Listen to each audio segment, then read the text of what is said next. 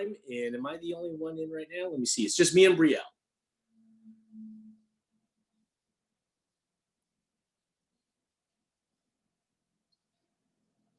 Very good.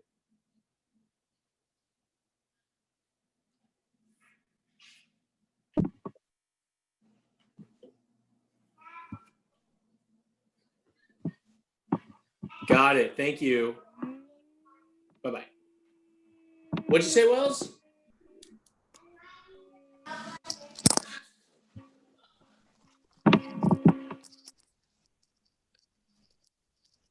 Hi, Brielle. We have 7 minutes, and just having looked at the agenda, my role in this is just to do call to order, public comment, which I assume there's none. Correct. Ask if there are any changes, and there will be none, and then throw it to you. So I'm going to be, but then, there was that one thing that we had discussed, which was me as the chair stressing that every board member has a responsibility to, are we live yet? We are. There's a slide towards the end called closing comments, and I thought I would let you wrap it all up in a nice little bow at the end right there. And that's what we talked about. Very good. I'm just going to check on my son before the meeting starts, and I'll call us to order in 7 minutes. Okay. Thanks. Great.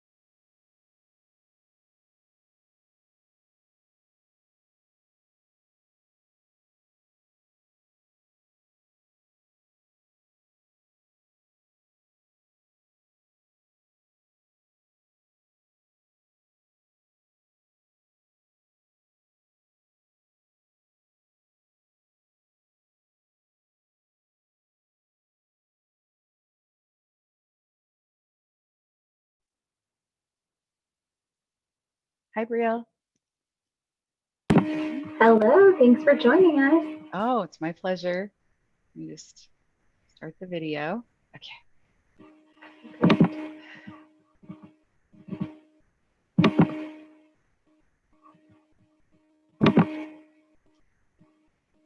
So I'll share my screen for a few minutes so we can go over the agenda, and then I will let you share your slides, or if you want me to do them, I have them available too. Oh, yeah, that would be great if you could do Okay. it. Would that be okay? Sure. Okay. Yes. Okay.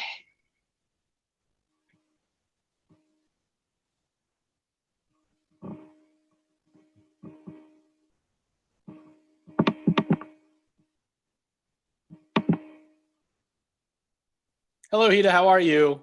Good. How are you? I'm doing great, and really excited about this. Obviously, everybody has worked really hard on putting these things together, and so excited to begin the business of reaching out and talking with folks and sharing our goals and then finding partners. So, Yeah, are you in Orange County? I am. Yeah, we've been, ooh, a little bit of background noise, I think. But yeah, we've been working from home. We're not back in our office. Okay. So I'm at home. I live in South Orange County, and we've been doing this since mid-March. It's right around St. Patrick's Day that we so our company's policy is better safe than sorry, right? They're being pretty conservative about it. And if you do need to go in the office, there's a protocol and things like that. So okay. It's been working well. So I'm adjusting to never seeing people in person, Right. Oh, I know. That'll be a nice thing though, one day. It will. It will. And I've almost forgotten what it's like to have to be at things. Now that we're in COVID, you realize how much of the job of being a local elected is showing up at things. Yeah. And so it is, you have to do a lot of that on Zoom, but that's a lot easier. So, hi, Marissa. Hey. Marissa. Well, it looks like it's 11 o'clock and I'm the only board member here. It looks like people are I'm adding in some people right now. Okay, looks like the others are all joining us now. Good. Just a little heads up to everybody. My son starts first grade next week. And so he's got a week and a half to 2 weeks of downtime in between summer camps and starting school. So he may come in here and ask for a little guidance or help. Hi, Maggie. Hi, Gary. How are you? How you doing, Jay? All right. Good to see everyone. And Marissa, if I'm not mistaken, this is a Brown Act meeting, so I do need a quorum, right? That is correct. All right. We're getting some sort of interference or something. It sounds like someone's running a vacuum. Do we know what that is? No, if you came over to my house, Jed, you know I'm not vacuuming. There are a whole lot of dust bunnies all over this house. All right. Brielle, I think it cut off once you hit the mute button. I know. I'm getting a new computer tomorrow. I'll just keep myself on mute. Okay. Hi, Becky. How are you? I was here, but for some reason I could see you, but I wasn't connected from this end, but I fixed it. Okay. I think we're short a handful of people. I know that we made this at 11 because Patty comes directly from a 9 a.m. meeting. And so that was one issue. And then I know that everybody else said they could make it. And so hopefully we'll have Adele and Jerry and Patty with us soon. But 1, 2, 3, there's 4 of us now. So One more to get a technical quorum. if anybody is joining us on YouTube Live, thank you for joining us. We'll be beginning the webinar shortly. And thank you for your interest in participating. And I see Carol is on. Hi, how are you? Hi, good morning. Good Glad morning. you're with us. Thank you. Marissa, with Carol, am I at 5 or do I have an issue that I still need one more principal? Okay, Caitlin, I get confused. Yeah, she's your alternate, Jed. Right. Benita Right. actually, well, and I guess I don't know quite how that works because I know Benita won't be able to be here. Okay. And I Benita's assume not it is coming. a alternate for the position, but I think to be Okay. safe, we should have one more. Wait for So one. we're waiting on Jerry, Adele, Patty. Hopefully one of them can. And Patty just emailed me and said she's on a call with her staff. She'll join the Housing Trust meeting as soon as I can. Got it. Okay. And Jerry, you know what? I will email him directly and make sure that he's got the link and everything. Okay. I know that Jerry has had some issues logging in and lodged some frustration about tech issues. So I know that this is tough for everybody right now. I was gonna say, Jed, you can go ahead and send your first grader over to my house or Jerry's house, because he'll know how to log in. It is, hey, it is just, kids are born with that. Kids are born. I know. There's going to come a time when I'm asking him to do things for me. That's I have a sad feeling it's coming sooner than later. So Yeah, but it's kind of sad because then they don't need you quite as much anymore, Jed. that's right. That's right. And that is, someone asked me, what's it like with a first grader during COVID? And I said that you realize every day they need you a little bit less. That's the big lesson here. So We talked at the staff meeting about how sad it is because we had to show something from home, and some people showed their kids artwork, and some of the people that have older kids were like, there's a point where you don't get artwork anymore. And I was like, don't tell me that. I want to get like, I love you, mommy artwork till she's in college. Like, they're like, it'll happen one day you stop getting artwork. And I was like, no, No, but Marissa, here's the upside.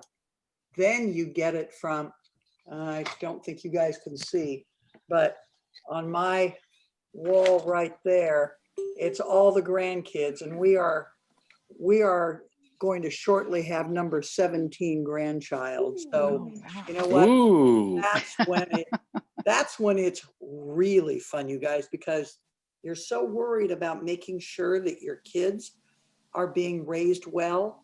But once it's your grandkids, it's like, you know what? I just love these kids, and they come up and they hug you. No matter what, you can spoil them. Just trust me on this one. And I thought nothing could be better than having your own kids.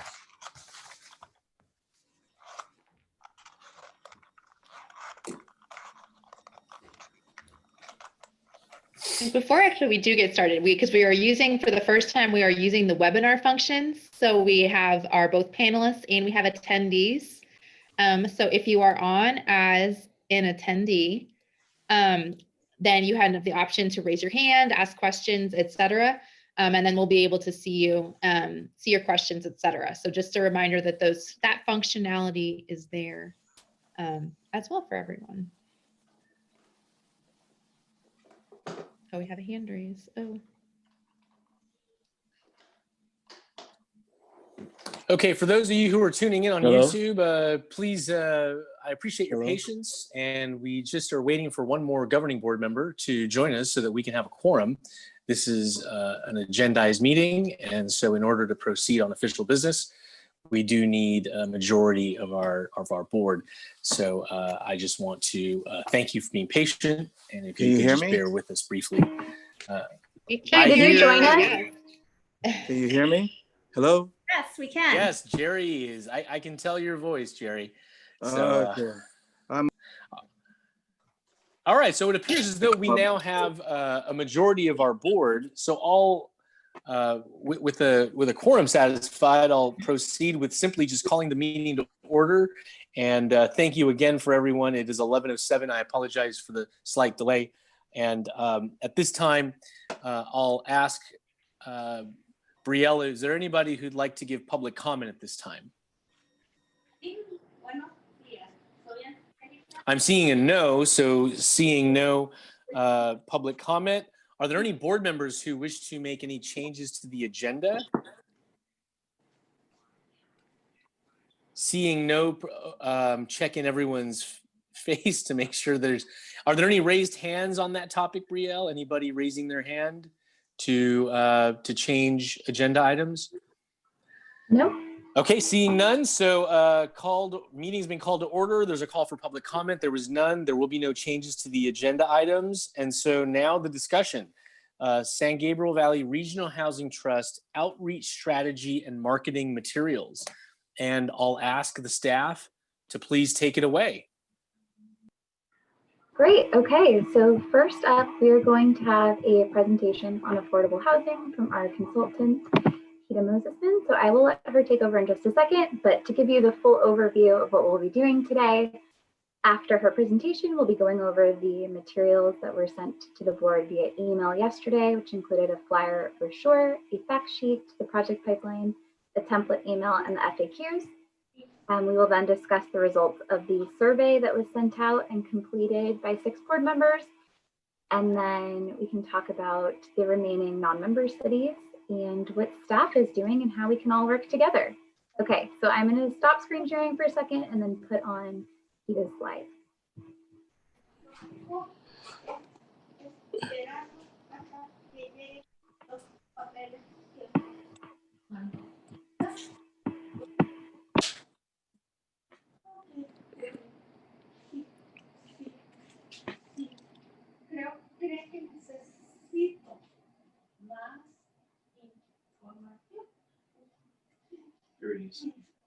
Be ready in a second.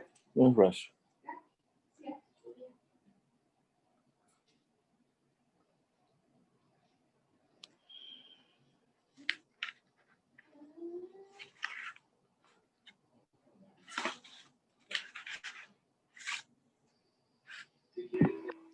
Oh, Brielle, do you have the, I might do the screen share because I can do the slide show, which Okay, might come sure. across better than the PDF. So if I can, if you could give me permission to share the screen,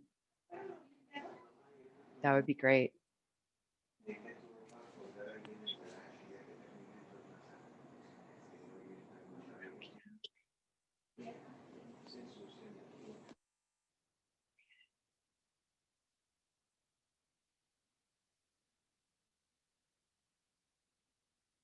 Can everyone see that okay? I can see it perfectly, Hita. Great, great. Okay. So good morning, everyone. I'm very happy to be here today. My name is Hita Mosesman. I'm a Senior Director of Community Economics and Housing Solutions at Harrison Associates. We are your consultant. And I'm here today to provide a presentation that contains some information about homelessness and affordable housing. Topics to cover this morning would be to look at how we got here in terms of the crisis that we find ourselves in with regard to homelessness and affordable housing. Take a look at a couple of key lawsuits that have occurred in the last few years that have kind of solidified what communities can do in terms of enforcement issues. Looking at costs and funding for affordable housing and homeless housing solutions. Wanted to share some statistics with you on affordable housing. And then of course, looking at some solutions. So not just identifying what the problems are, but looking at some solutions as well. So to start, how did we get in this situation? I talk with folks a lot, clients and even, friends and family, about why is it that this is, become such a big issue. And when I say it, I'm talking about homelessness or houseless individuals. And there really are multiple reasons why. The first would be a general lack of affordable housing, in terms of housing that's available that would be affordable to what people are actually making in terms of salaries and wages. And then we've had uneven wage growth over the last 20 years or so at least, where wage growth has not even come close to keeping up with the growth in prices and rents. We also have a large population of individuals who have medical, substance abuse, and mental health issues. UCLA did a study on homelessness in California, and they came out with a statistic that was 75% of the population it suffers from mental illness and or substance abuse issues. So because of these types of challenges, housing alone is not going to cure the problem for homelessness, because services really are provided with these types of challenging issues. The 2019 point in time count in California is 150,000 houseless individuals. LA County represents about a third of that number, 59,000. And of that amount, more than half are in the city of Los Angeles. And what we're seeing is that more people are becoming homeless every day than homeless people that are housed. So the statistic I found is 133 people are housed per day that were homeless, which is great, but 150 people become homeless each day. So we've got a net of 17 people that are not being housed every day. There are a couple of important lawsuits, and one of them was a decision, one of them is a settlement, but it really did have implications for communities and local government. So the first suit was in the city of Boise, Idaho. A group of houseless individuals sued the city of Boise because they were cleared out of a public space and there wasn't adequate shelter beds to house them. They sued and they prevailed, and the city then continued to appeal the case, and it got appealed all the way up to the Ninth Circuit Court of Appeals. That's the highest court in the land other than the Supreme Court, and it covers all the Western states, Alaska, and Hawaii. And there was a decision from the Court of Appeals that said that was for the plaintiffs, which are the group of houseless people who sued, that said that cities that don't have what's called adequate shelter space may not enforce anti-camping in parks, sidewalks, or public spaces. So this was 2018. This affected California, but like I said, all Western states that are part of that jurisdiction. Additionally, more locally in Orange County, there was a group of about 500 houseless individuals who were camped on the Santa Ana riverbed near Angel Stadium. The county came and cleared those people out of that area due to complaints from residents. And a service provider actually filed a federal lawsuit against the County of Orange, the cities of Anaheim and Orange and Santa Ana. And there was a settlement. So there wasn't a decision, but there was a settlement. And it called for cities to be able, and the county to be able to enforce anti-camping if and only if they took a healthcare first approach when they encounter a houseless person camping in a public space, meaning that you do a basic assessment of need and you refer that person to resources and shelter that would meet their needs. And if you have adequate shelter space, that generally means about 60% of your last point in time count as a city or as the county. And because it's a federal, it's a federal settlement, cities in Orange County, about 15 so far, and the county itself, but also cities outside of Orange County can also sign on to the settlement. I work with the city of Bellflower. They signed on to this settlement last year. Any city in the state of California can do so. They built a 50-bed shelter in about 9 months, and they are actually able to enforce anti-camping without the threat of a lawsuit. So looking at costs to provide shelter and housing to houseless individuals versus the amount of funding that's available. As you can guess, it costs more than there's funding, and that's true, very true. And I wanted to sort of illustrate the scale of that disparity. So in terms of cost, it costs about a maximum of about $140,000 per bed to build a shelter. There are some modular solutions that are newer that are about the range of $50,000 to $60,000 a bed, but those are really the costs to build something like that.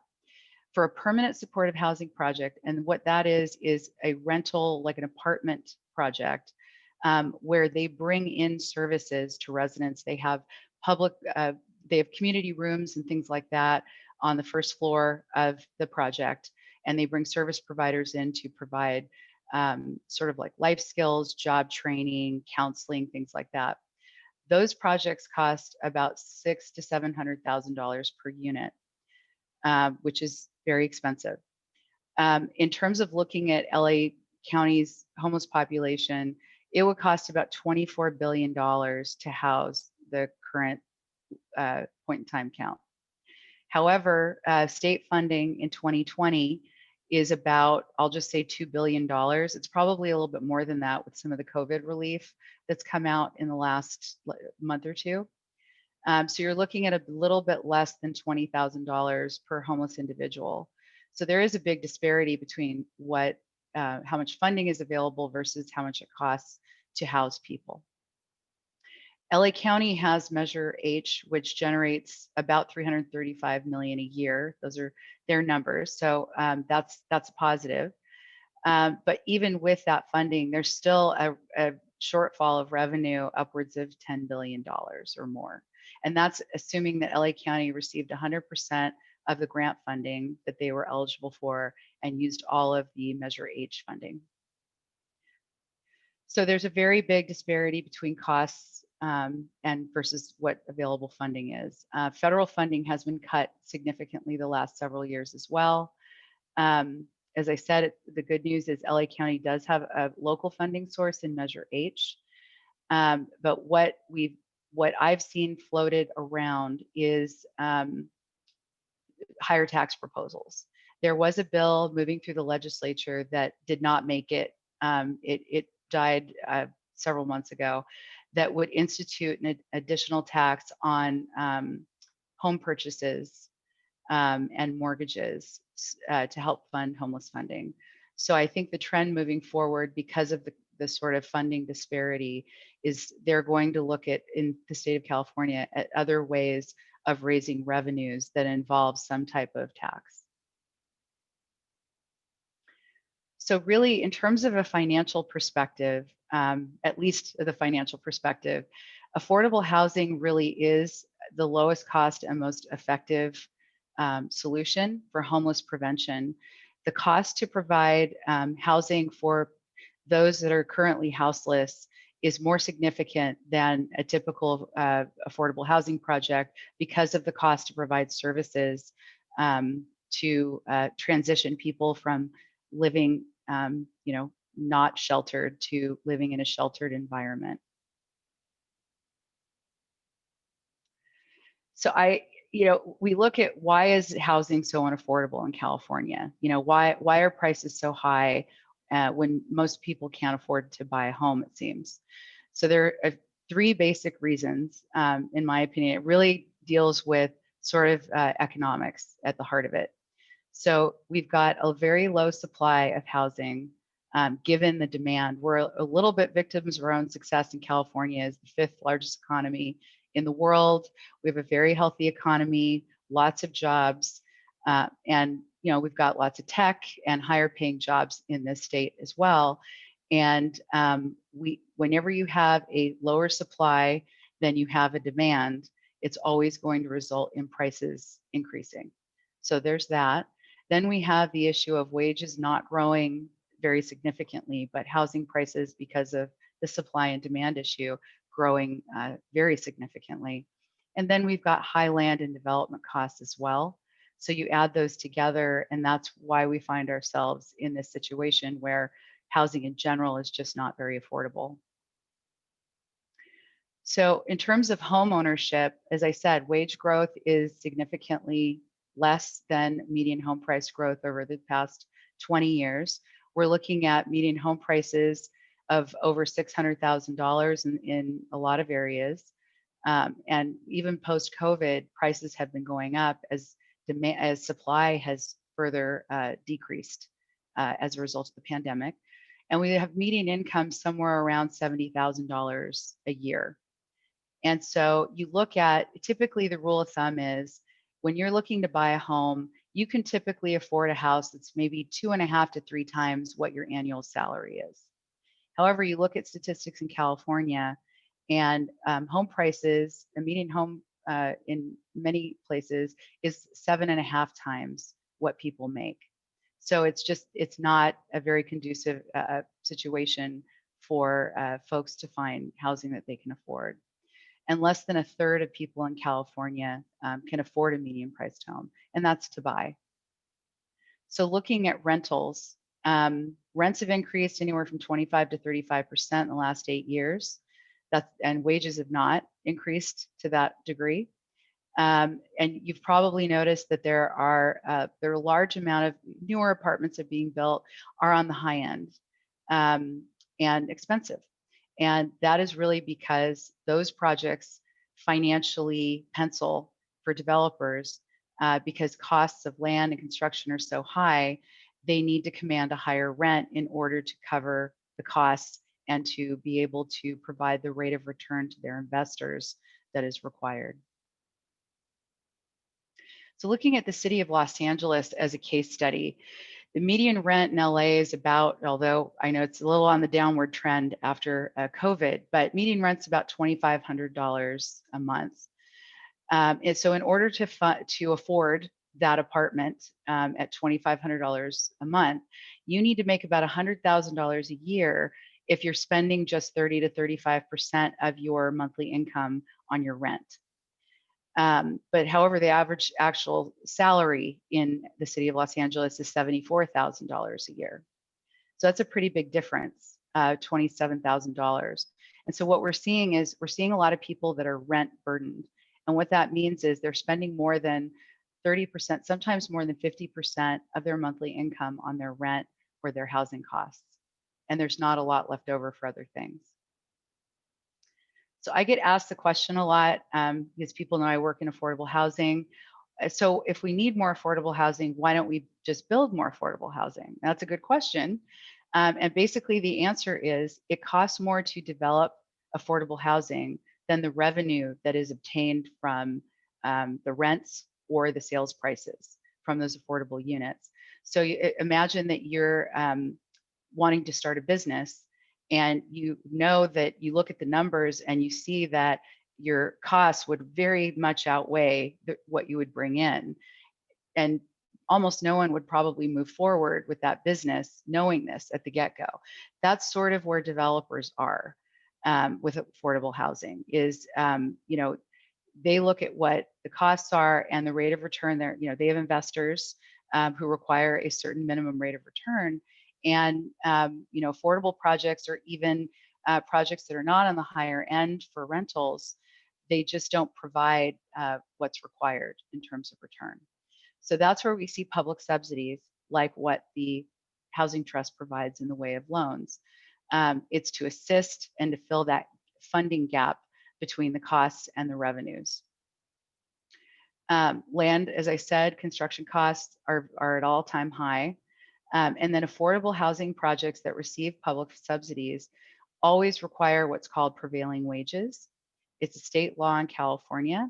If $1 of property tax funding goes towards a project or public subsidy, it will trigger prevailing wages. And that adds about 30% to the construction costs of a project. Add to that the fact that we formerly in California had something called redevelopment, which allowed cities to actually, and counties, to hold more of the property tax growth that occurred in certain parts of the city. And there was a requirement that they had to set aside 20% of that annual property tax money for affordable housing. So you had quite a bit of affordable housing funding.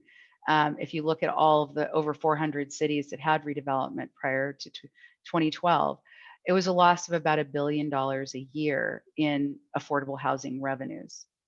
So that, the funding decreased there. You also have projects that are at risk of losing their affordability requirements. Usually when a project is built, it's supposed to remain affordable at certain levels for 45 to 55 years. But we do have some projects that were built in the 80s that are coming up on the expiration of that. And those units will convert to market rate unless someone else comes in and acquires it, maybe rehabs it a little bit, and then makes those income restrictions valid again. And again, there's been federal funding cuts, which hasn't allowed for additional funding. So we've covered the problems, and there are a lot. There are a lot of challenges, but also there are some solutions. And so I wanted to go over some of those. And I think the most important solution is funding. And now post-redevelopment, post-2012, when that local sort of revenue generating source is lost, we've transitioned to more of a state-funded approach. Municipalities and even the Housing Trust applies to the state to get funding. And that's really where housing funding comes from for the most part. That and then tax credits for rental projects. So in a situation where you have an affordable housing project, a supportive housing project, a shelter, the first thing you want to do is identify what's called the gap, which is the difference between what it costs to build it and the revenue that's going to come in. So it's really important that that be vetted and understood clearly to understand how much funding you need.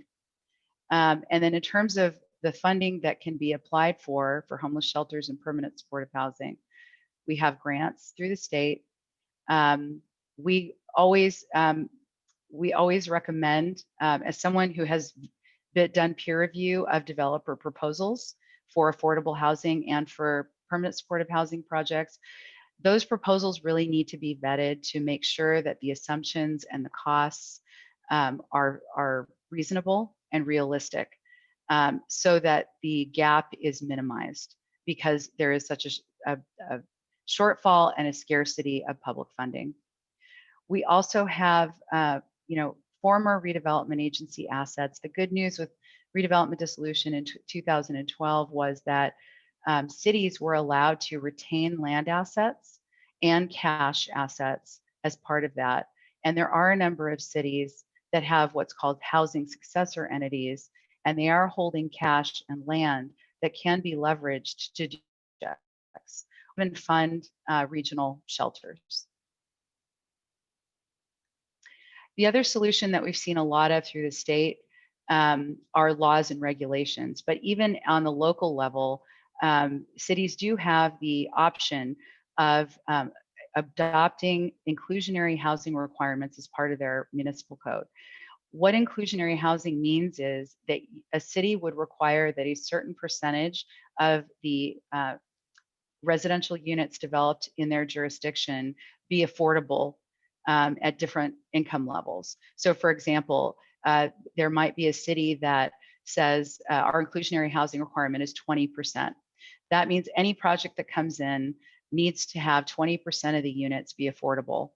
A lot of cities who have inclusionary housing requirements also allow developers to pay what's called an in lieu fee, meaning instead of building the units as part of the project, they can pay a cash fee that the city will then retain to put towards another project that would include affordable units. It allows some flexibility to developers. This inclusionary housing policy works really well in areas with a very high demand for residential, higher than the average. And it also works well where rents and prices are very high, because typically developers will pass that on in form of prices and rents. And these fees can be substantial.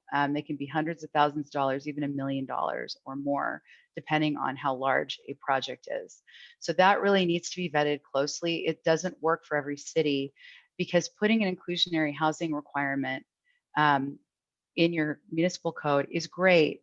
But if developers are choosing not to develop even market rate units in your community, then you're not getting housing built and you're not collecting the fees. So that's actually a worse situation in some cases than having housing being built in your community. Also, density bonus agreements. This is really state law requires that if a developer come in with a project that includes affordable units, they're automatically by right entitled to a density bonus, but cities can sweeten the deal and provide additional density incentives.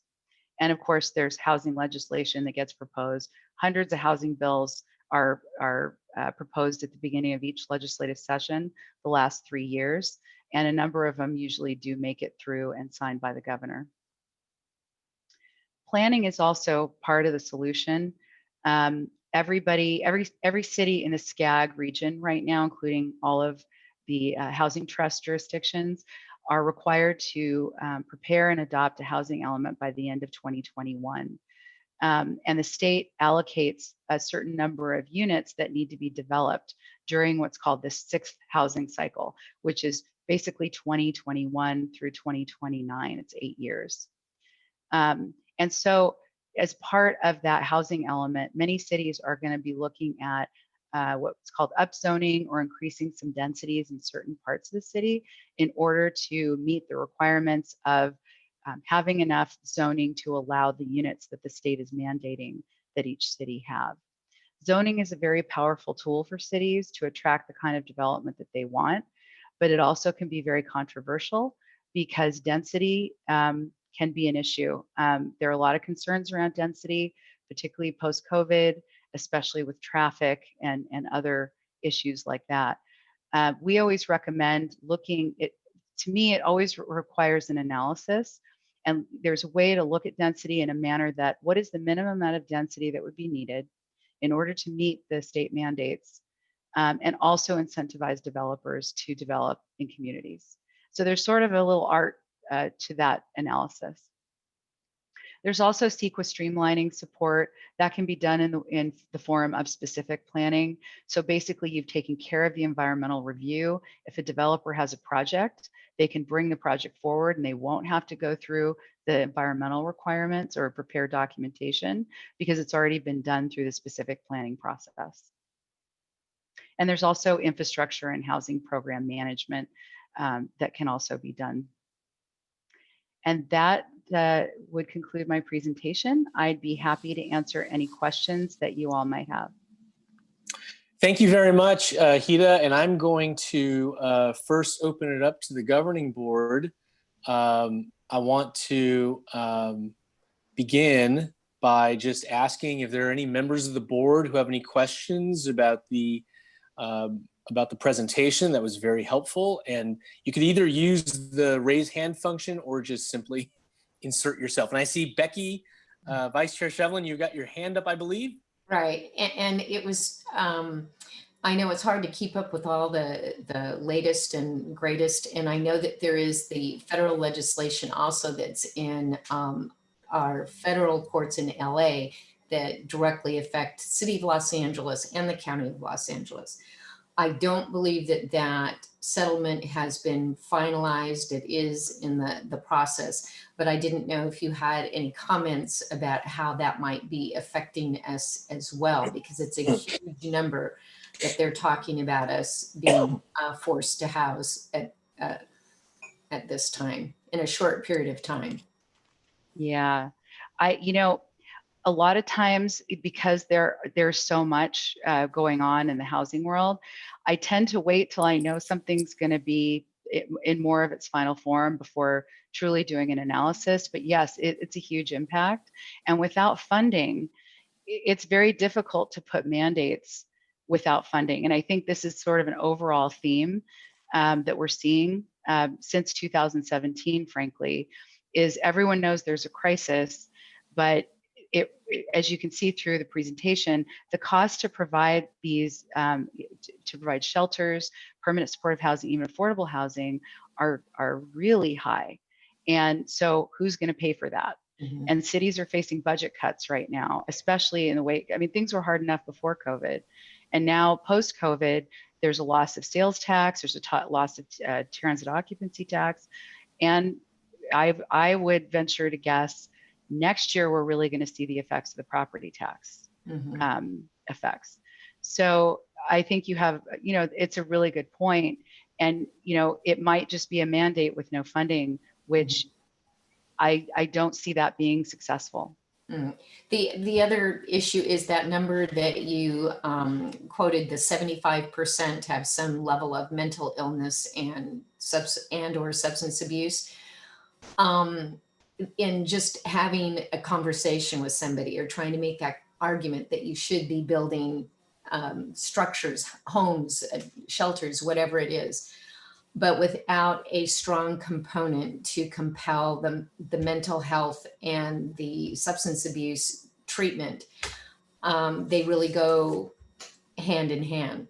And I don't know what the answer is. I'm just making a comment because it's so frustrating, because so much of the legislation that they've tried to get off the ground in terms of directly addressing that mental health component have gone nowhere. And it's very frustrating to talk to your constituents as well. Why can't you do something with these people? And essentially they can turn down the assistance, walk away, whatever. And it's just, obviously I'm just kind of expanding here. I don't have any answers. It's just very frustrating. I mean, I completely, I understand. It's, it's a hard, cities are in a tough spot, and counties, local governments in a tough spot, because this is the scale of this problem. It is really, and that's what I was trying to highlight, just the facts of it. It's not an opinion. It's just, you look at the dollars and cents, and it is very challenging. And I think, it's, every dollar really counts, and making sure that dollar goes further. I can tell you that there is a new company, and the name escapes me. It's ARC, and they're actually headquartered in Duarte, and they build shelters that are individual rooms, so they're COVID and virus friendly. So they're enclosed spaces at $50,000 a bed. So the city of Victorville is also a city I work with.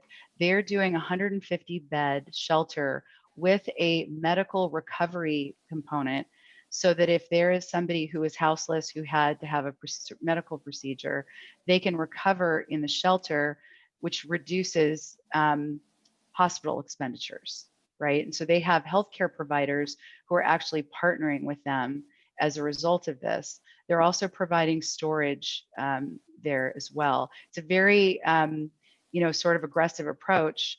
And they are using this company in Duarte. And I can send the information to Caitlin and Brielle if you all are interested. But they are saying $50,000 a bed, which is significantly less than what I've seen for typical stick construction. I'm curious. I know that at the COGS homeless summit that we had back in, it was before the COVID crash, but there was a project in El Monte that was going to be on the cutting edge, and it was modular units made out of plastic. I think they were supposed to break ground or start building in, I want to say it was June. I don't know where I mean, there's a lot of innovation out there. It's just, I guess I just wanted to underscore the high level of frustration when you're dealing with so much mental health and substance abuse issues, that just providing housing does not, like you said, does not take care of. Thank you, Vice Chair Shevlin. Are there any other questions from the governing board? I'm looking for the chat function. I know it's ready. Hida, before I let you go, that was a wonderful, oh, I'm sorry. Maggie, did you have a question? I actually did. Thank you for Please. we talked about the Boise decision. And I know if you provide the housing, of course, you can get them out of your parks, et cetera, kind of. But my question to you is, are there certain restrictions that you can go ahead and put on people if you provide the housing for them? Like they have to take drug tests and do things such as that nature if they want to stay in housing supplied by, frankly, the public? You know, that I'm going to just be honest and say I'm not very well versed on that. That would be a function of what the service provider would handle as opposed to part of the development of the project. I mean, I do know that just from my own research that there are standards of conduct in every type of project. And if those standards cannot be met, then, you know, people will not be able to stay. And this is true of shelters and it's true of permanent supportive housing. When it comes to drug testing, I just don't know. I'm not sure, you know, it's illegal. I think it's more of a legal issue, but I can look into it if it's something that you'd like me to do. Well, you know what, we can get our city attorney on it, but Yeah. we have a lot of options. We're right adjacent to the San Gabriel riverbed. And that's been a problem. That's been a massive problem. So thank you. Thank you very much, Maggie. I'm looking for any other questions for Hida from the governing board members. I'm looking in the chat function. I don't see any hands raised. Hida, before I let you go, that was a really wonderful presentation. I just want to ask you quickly two very fast things about inclusionary housing ordinances.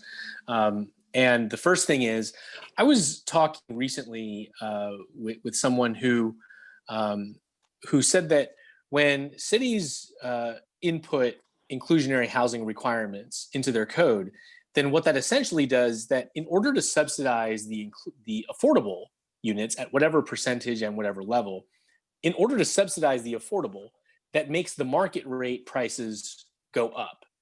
So essentially, they have to charge more for the markets to pay for the low income or very low income or moderate units. And I'm curious just to know if you are aware of any, if you're aware of any study or any body of evidence that suggests that inclusionary actually can be detrimental if implemented in the wrong way, and therefore in order to make a very small amount of affordable units, you make the overall pricing even more catastrophically high. Do you have any thoughts on that? I do have thoughts on that. First, I would refer you to the Turner Center, and that's TE, not TU. I think it's Turner Center for Innovation. It's out of UC Berkeley. And they've done a number of studies on the impact of developer fees as well as inclusionary housing requirements on housing in general. And I recently, for another client, conducted a inclusionary housing feasibility study where we actually looked at what all of the surrounding cities were doing, whether they had inclusionary housing or not, and if so, what their fees were.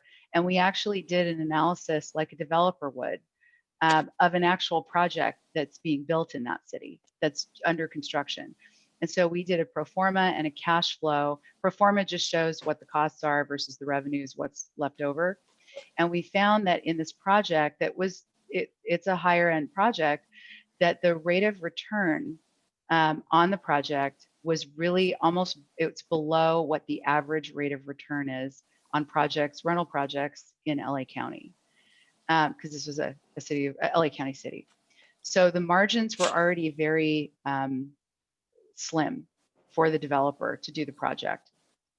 Adding the inclusionary housing in that instance would have probably made the project infeasible, because the inclusionary fees for this particular project would have been about $750,000 for the project. So I do think that it really works well in some cities, and it doesn't work as well in others, because then it sort of discourages the development of housing. There's always, you know, the developer standpoint is they have a lot of fees to pay. And this is another fee that they would have to pay. And then it just, they'll look for another place to go, is my personal opinion after doing these analyses. And now we have density bonus laws that are across the board.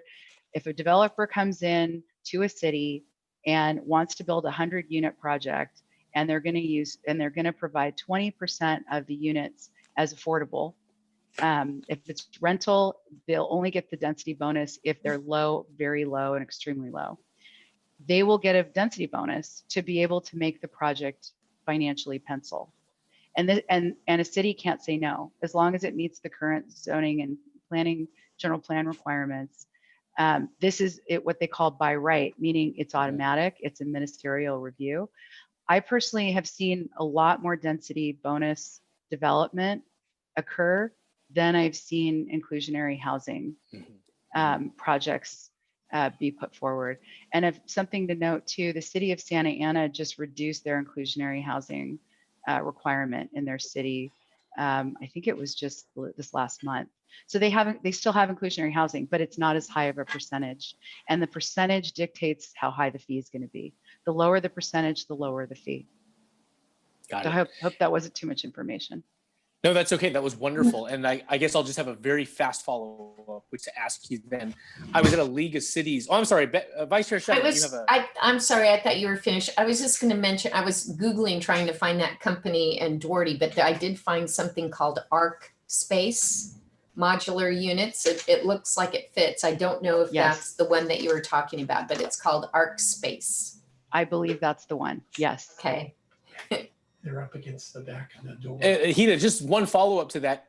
I was at the League of Cities, League of California Cities Housing Policy Committee in, I believe it was February or March. And at that meeting, somebody said that if your inclusionary housing requirement is too high, then it is de facto interpreted as an attempt to just block development, and that they will invalidate your ordinance. Is that correct? Or some version of that? I've heard that when you make your inclusionary too high, you basically make it impossible to build. And that then therefore some people are finding that those become valid. Yeah, I'm not aware of that actually happening, like the state coming in and invalidating it. But what I can tell you is the state's intent, as far as I can see from the legislation that's come down, is to remove barriers to development of housing. All income levels. It's not just affordable housing, because the state feels that if we build enough market rate, that will help stabilize prices. So what I do see is there's more and more focus on things like development impact fees and inclusionary housing. And I do think that that's part of the future of what we're going to see, because I think the state will look at a very high inclusionary requirement as a potential barrier to development. Got it.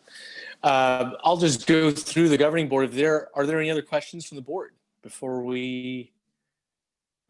Thank you very much for this wonderful presentation. That was really helpful. My pleasure. Anita, can you make me Everyone, host I think she again before deserves you it. go? Let's give her a Zoom applaud. That was really great. Thank you.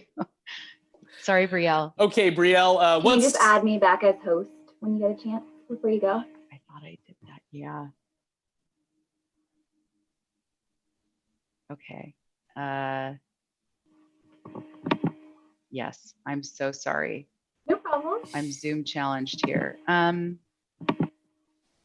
If you hover over my name and participants, it should enable you to make me the host. Yes. Yes. Okay, got it. Perfect. Thank you. Okay. Thanks Thanks so much, very Leslie. much, everyone. Thank you, Hida. Bye-bye. Okay, I'm going to share my screen.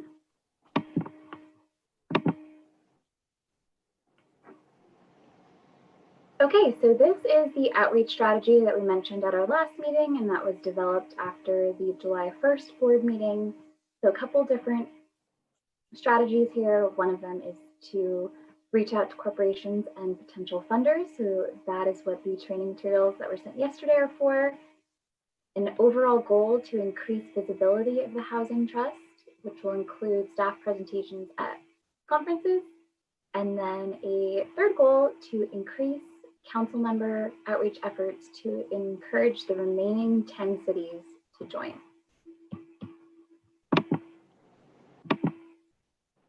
Okay, so the email that was sent out yesterday included a sample introduction email, talking points, which could serve as a script on a phone call, a flyer, a brochure, a PowerPoint, and some frequently asked questions. Okay, so there were two versions of the talking points included, one for private funding opportunities and the other for partnerships. The backgrounds were the same, but some of the key considerations, which speak to the motivations of why someone would want to provide funds or become a partner, were included. So that part was a little bit different. So this is really to help enable conversations. So if you take a look at these, it'll help you build your elevator pitch or your phone call speech. Okay, then the template email was designed to make it easy to send something off. You could attach maybe the flyer or the fact sheet to it.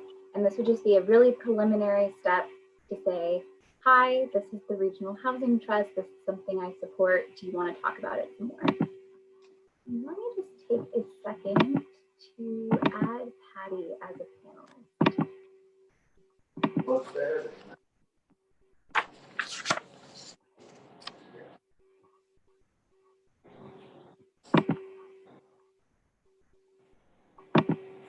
Okay, great.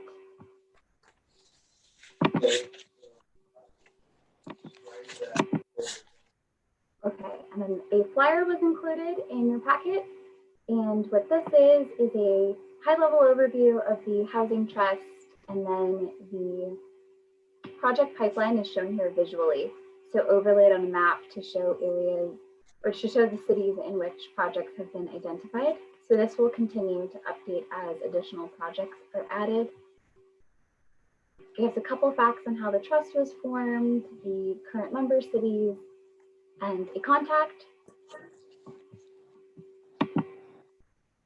The brochure provides a little bit more detail on the need for affordable housing and homeless housing in the area, and a little more detail on the project pipeline. So in addition to showing it visually, also shown in a table form. Okay, and the FAQs were things that staff and our board chair helped identify as things that we think we may be asked or have been asked already. So this is really a document that when you get a chance to look it over, if you feel like there's a question that should be added here, please let me know.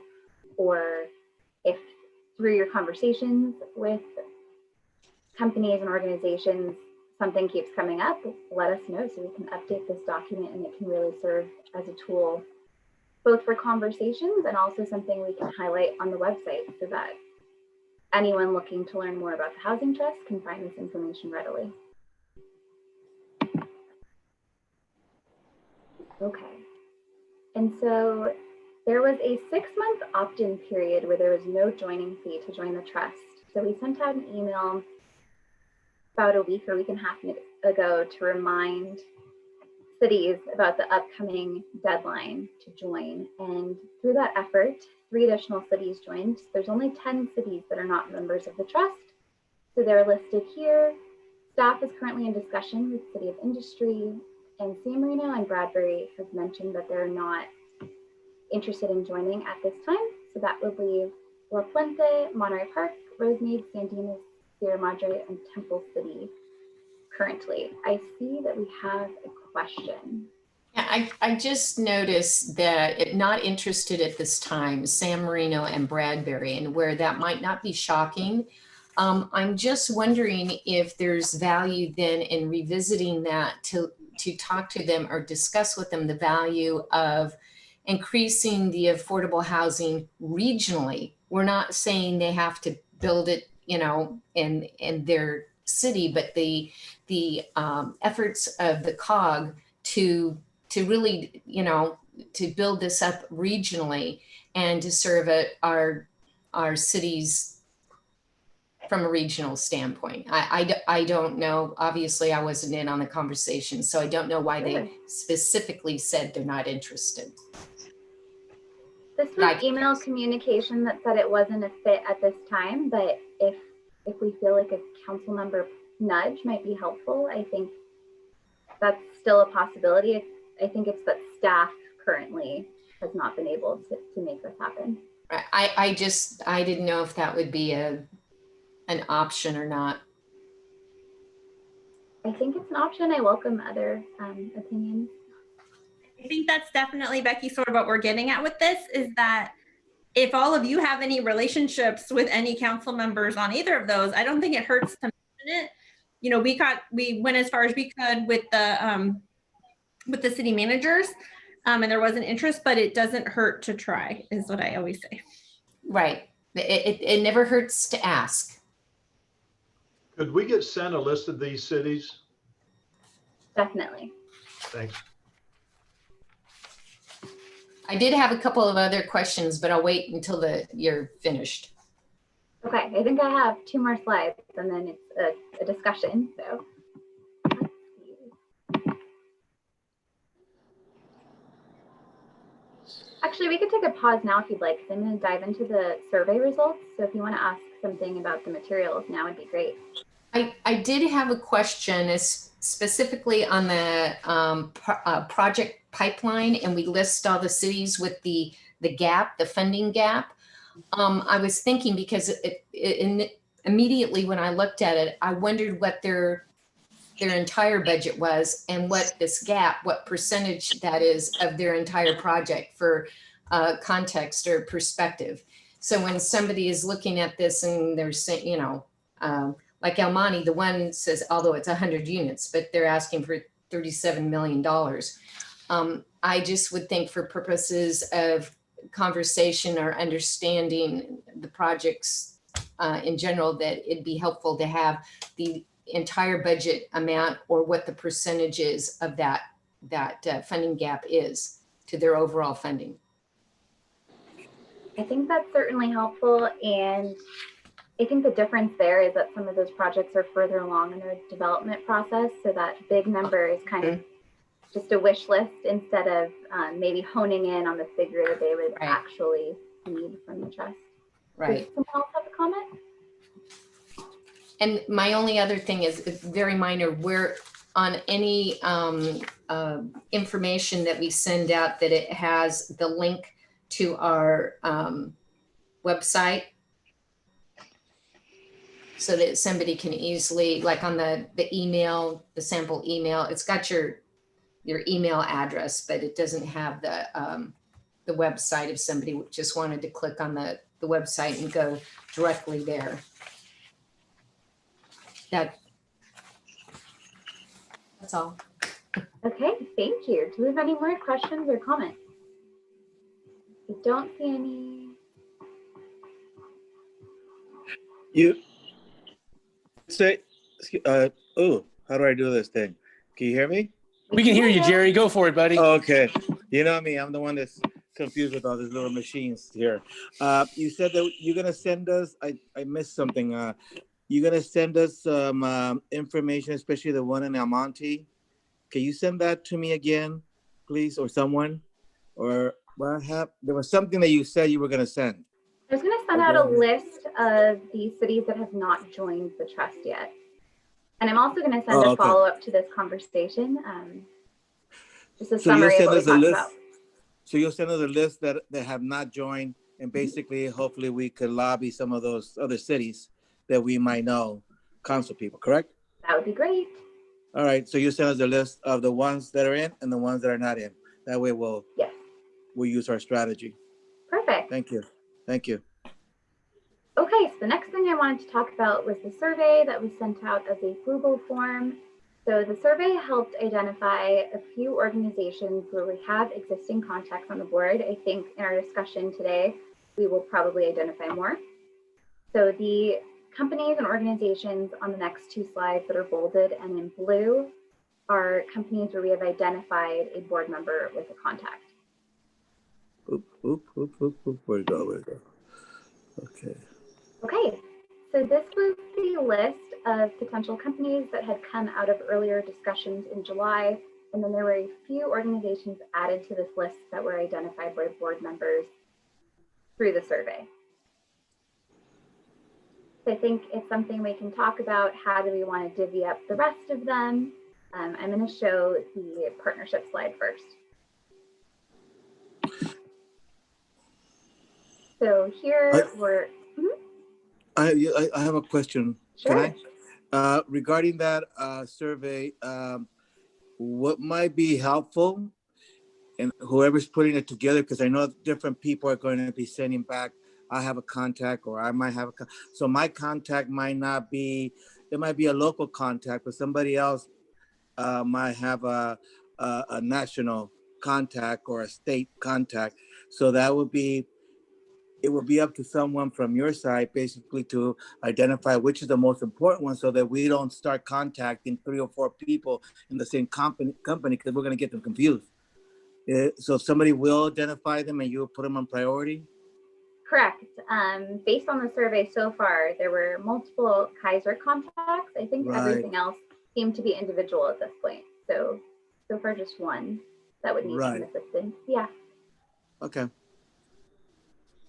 Thank you. Okay, great. And then for partnerships, on the left are partnerships that we had identified as part of the July meeting. We have contacts with almost all of them.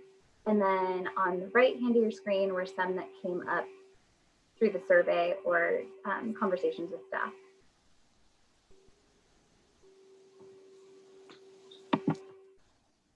Okay, and then that was something that I wanted to clarify. So this meeting is what we're asking the board to help us with, but I also wanted to highlight what staff will be doing.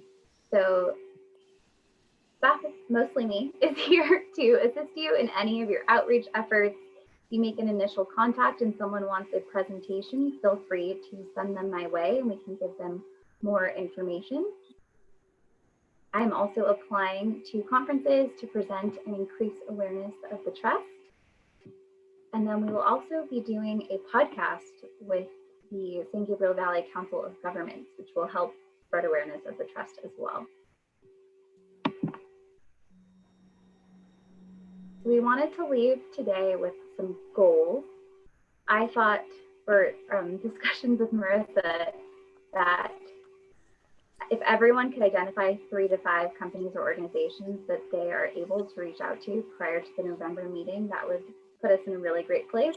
Or if you think you can do more, that would be even better. We want this to be a conversation, so reporting progress between now and that November meeting, so looping in staff when you have a contact that's interested, and then I can continue to send out update emails as we identify organizations where we have contacts or maybe we need to find someone.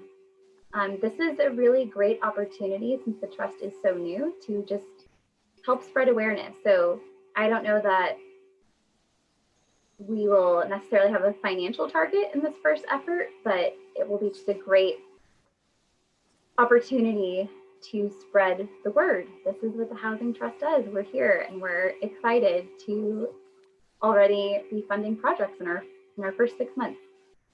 As some of the materials discussed, it may be helpful to tailor your approach based on who you're talking to. The motivation for a company versus an organization to partner or provide funds are a little bit different. And once again, staff is here to assist you in any way you need. Okay, and then where this fits in the overall outreach strategy, we're here today at our outreach and marketing workshop. In November is our next quarterly board meeting. So we'll hope to provide some results then. I will also be working on updating the website to provide more information, building awareness through conference presentations, and increasing participation across member cities. So 3 cities in the last week is very exciting. We'll continue to provide updates on that. And then moving forward, to be able to establish a social media presence, a strategic plan, and hopefully host an affordable housing summit. Okay, So with that, I think it would be helpful to talk about ways that make the most sense for assigning board members to reach out to different organizations. So we could do that again through a Google document. I can provide a list of all the companies and then fill in a name where we have identified a contact and then ask board members to fill in their name next to additional companies. So this would be a shared document. You'd be able to see who's identified a contact and then fill in your name where you deem it appropriate. We can also have some more conversations today. If there's someone on the list that you know you'd like to tackle, or I'm open to questions and comments. Riel, can you, to help facilitate that, if we'd like to do that now, just a quick glance, can we go back to the slide with the list of potential community partners to speak with and go back? There we go. So potential sponsorships, you were right there. Go back one more. Okay. There we go.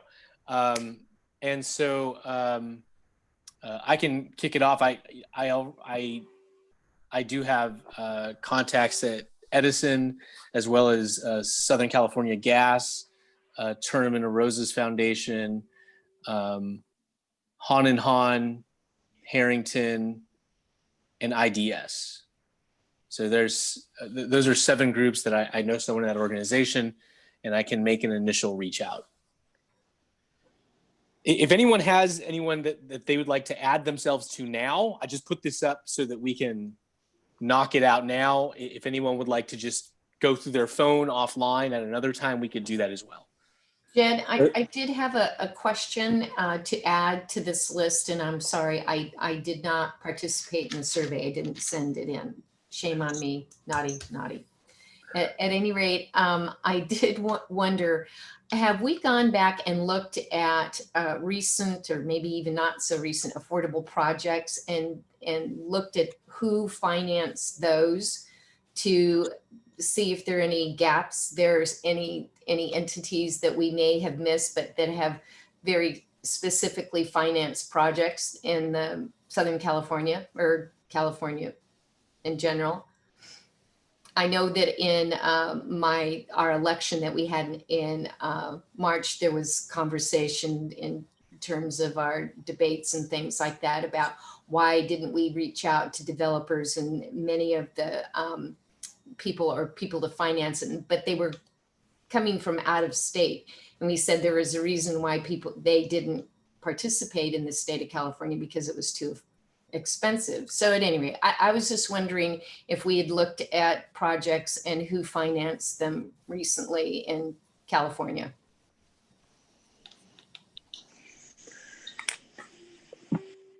No, but I think it's a great idea. And one of the studies we were talking about doing is identifying additional funding sources. And maybe that's something that we can add into the scope. I think that's a great suggestion. Right. And I was Googling and I sent it to Marissa and to Jed. It was an affordable housing finance. It's a website or a publication. And I was reading through that and it was interesting. And that's where I got my question, because it had a list of all these various funders of projects. So I was just curious. This is Jerry. Whenever you have, put me on the list. Jerry, is that just a blanket assignment, or is there anyone in particular that No. like to reach out to? I want to make a comment. Oh, please go ahead. Go ahead, please. Okay. The other one suggestion also is that, put me down for the San Gabriel Valley Civic Alliance. I'm the president of the group. But having said that, I think that we also could maybe start with all the chambers and like the San Gabriel Valley Civic Alliance. We have members or friends that belong to the groups or belong to the chambers, and maybe we should give this or a smaller presentation to the chambers and to the groups, because we have a lot of businesses that belong to us.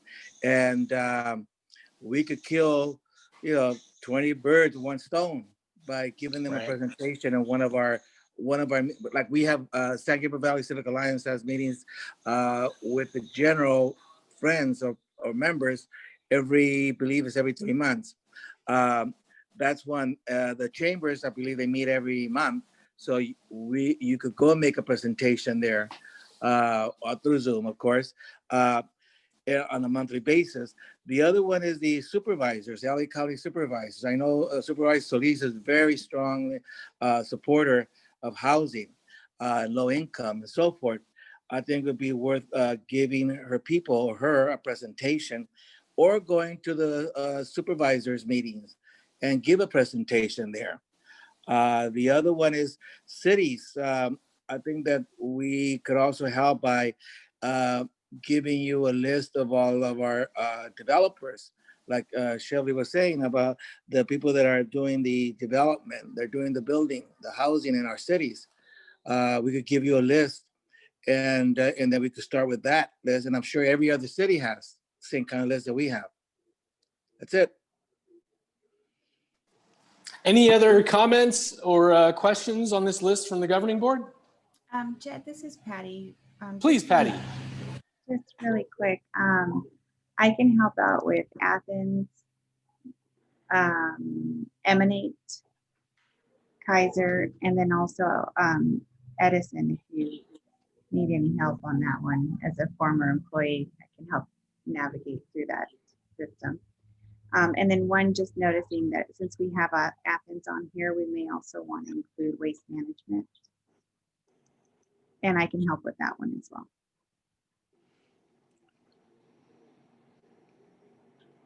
Thank you, Patty. Anybody else on the board with any ideas or suggestions? Yes, Jay, this is Margaret. Why do I can, one of our council members works for BYD. So I can talk with him about that.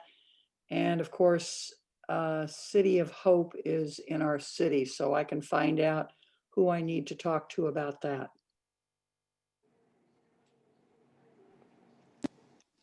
Thank you. Anybody else? Okay. And I'm sorry, Gary, before you begin, Vice Chair Shevlin, I'm going to be incapacitated for about 3 minutes. Can you just take over for me briefly?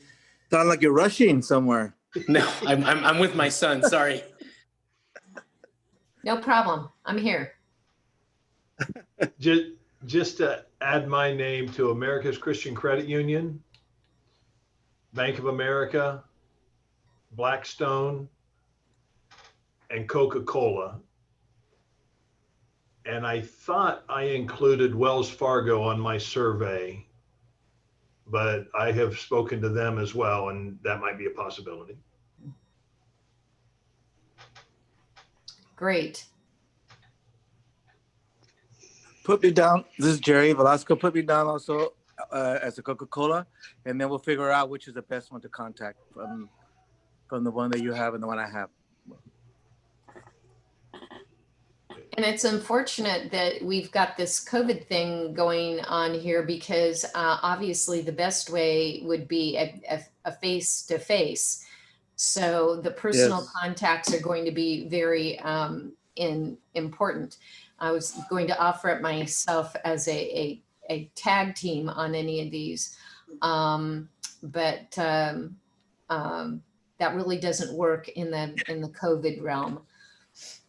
Anybody else wanting to add their name? What one thing that we did not nobody brought up is the unions. Maybe it's worthwhile. Maybe I missed them, but maybe it's worthwhile connecting with the union. So let me know if you want to go that route. I could help you. Huh? Yeah. Thank you, Oh, he's Jerry. back. Thank you very much. Vice Chair Shevlin, thank you for stepping in. I had something to handle with my son there Disaster quickly. averted, right? Averted, typically. Any other comments from board members? This is a really good start. I feel like we will be able to spread the wings, and as Vice Chair Shevlin said, we are really if I'm not, did Patty Cortez list Kaiser? I know that this is updating in real time, but just based on the Yeah. conversation. Patty, did you say Kaiser? Yes. Okay, yeah, so let's include that. And Claremont's Director of Human Services, Dr. Ann Turner, notified me of that omission. Thank you, Dr. Turner. So, okay, very good. Is that contact for Any- Kaiser? Is that Reina Cortez? Is that Reina for Kaiser? Yes, it's Reina Del Haro. Okay, then you have her. You have then, yeah. Okay. Okay, wonderful. It looks like we have a really good start to get this going. Bria, have more to share on this presentation? I think that's it for me. So I am going to send out some follow-up communication, summarize what we talked about today. I will send out a list so we can see the remaining companies to add board member contacts to, and then send out that list of cities that haven't joined yet. And we just want to say thank you to everyone for their willingness to help out and for participating today. And we're here, so if you'd like me to help host a presentation for anyone, please feel free to reach out. Thank you for your work. Thank you, Brielle. This is a wonderful presentation. Is it now appropriate to move on to governing board member comments, or is there additional presentation? Okay, so now we'll move on to governing board. Before I jump in, are there any members of the board? I'm looking at the chat function. Are there any members of the board who would to address the webinar? Either use please the raise hand or just go ahead, unmute yourself and take the microphone. Anybody with any comments about our strategy and what we're doing? I don't see any raised hands in the chat function. I will just summarize this meeting and briefly conclude with just two fast items. The first thing I want to do is report to this board that Vice Chair Shevlin and I, along with COG staff, earlier in the week, we had a very wonderful meeting with Rick Cole, who is joining us on the webinar today. And he's a former city manager of Azusa as well as Pasadena. And he's also been in several other agencies in the Los Angeles and Southern California area. And he has approached the COG expressing an interest in getting involved with our work in both housing and in homelessness. And it was a really wonderful initial presentation. He's not a panelist, so I can't screen share him or show his face, but I just want to share to this board my pleasure in meeting him. And we look forward to utilizing as best we can his wealth of experience and information to help our objectives on this. And the second thing that I want to say, just to close this webinar and this meeting, is I just want to say and remind the board members, you know, the staff are here. They put all of this work together, and in order for us to do the outreach appropriately, we really have to work together.